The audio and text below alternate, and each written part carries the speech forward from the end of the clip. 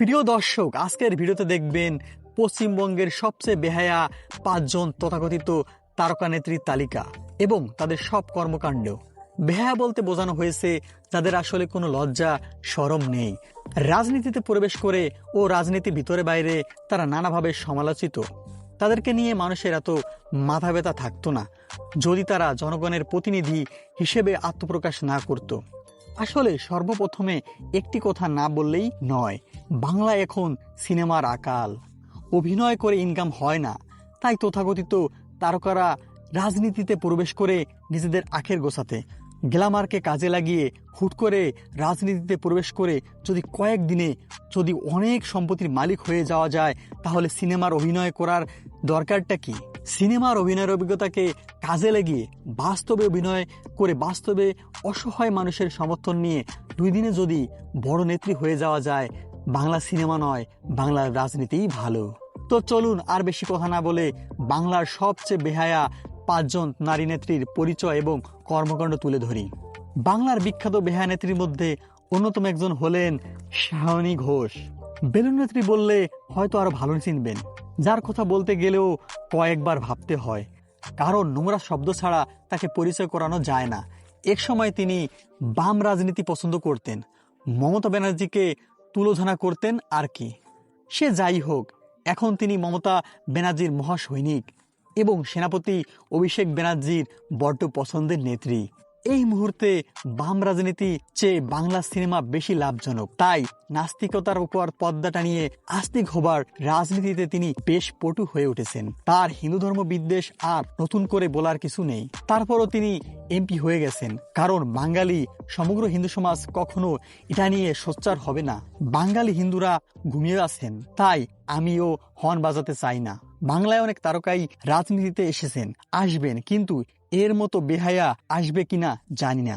এরা এসে টিকিটও পায়, এমপিও হয়, কিন্তু বোকা জনতা বোকাই থেকে যায়। কখনই মানুষের জন্য এরা রাজনীতি করতে আসে না।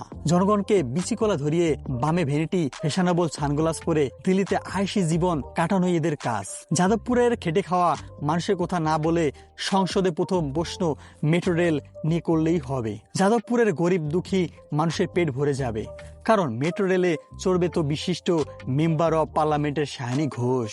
এবার দেখুন তার বক্তব্যগুলোর কমেন্ট বক্সগুলোতে সাধারণ মানুষের মতামত। সমীরণ নামে একজন লিখেছেন, নির্বাচনে জিতলে ফিরতে বেলুন অথবা কন্ডম দেওয়া হবে। আরো অনেকে অনেক ধরনের কমেন্ট করেছে, যেগুলো আমি সামনে তুলে ধরতে পারতেছি না, এটা খুব লজ্জাজনক বিষয়। এবার আপনার স্ক্রিনে যাকে দেখতে পাচ্ছেন, তিনি হলেন বাংলার আরেকজন বেহায়া তারকা নেত্রী সায়ন্তিকা ব্যানার্জি। এই সায়ন্তিকা ব্যানার্জি 2 দিন রাজনীতিতে এসে যেভাবে রাজনৈতিক বক্তব্য দেওয়া শুরু করেছিল, তাতেই বোঝা গিয়েছিল গাবলা আছে। বক্তব্য দেওয়ার সময় ন্যূনতম সম্মান বোধও রাখে না। তিনি একটি রাজনৈতিক সভায় সংবাদ সম্মেলন চলাকালীন বলেন খেলা হবে। তখন এক দুষ্টু সাংবাদিক তাকে প্রশ্ন করেন, দিনে রাতে সবসময় কি খেলা হবে? তখন তিনিও বলেন, অবশ্যই দিনে রাতে সবসময় খেলা হবে। তখন পাশে বসা রিয়েল খেলোয়াড় কল্যাণ ব্যানার্জি একটু অন্য ভঙ্গিতে হাসি দেন। এতে সাধারণ মানুষের বুঝতে বাকি থাকে না, মিটিং শেষে বিশ্বকাপ খেলা শুরু হবে। খেলা হবে না, জোরদার খেলা হবে, রাতে দিনে সব সময়, রাতে দিনে সব সময়। আসলে এদের কাজে এইটা, 2 দিন খেলাধুলা রাজনীতি করে নিজের আখের গুছিয়ে আবার রাজনীতি ভালো লাগে না বলে আক্ষেপ করে রাজনীতির মাঠ ত্যাগ করে, আর মাঝখান থেকে বিচিকলা খায় সাধারণ জনগণ। এবার আপনার স্ক্রিনে যাকে দেখতে পাচ্ছেন, তিনি হলেন বর্তমান এমপি ধোয়া শিল্পী নেত্রী রচনা ব্যানার্জি। যখন এলাম তখন তো দেখলাম অনেক কারখানা হয়েছে, চিমনি থেকে শুধু ধোঁয়া। अबे साले तभी एक काम कर 200 रुपए दे और 50 रुपए काट ओवर एक्टिंग के वजह ধোঁয়ায় ধোঁয়া, অন্ধকার, রাস্তাঘাট। না হয়েছে, তাহলে কি করে বলছেন যে কারখানা হয়নি? চিমনি থেকে শুধু ধোঁয়ায় ধোঁয়া, অন্ধকার,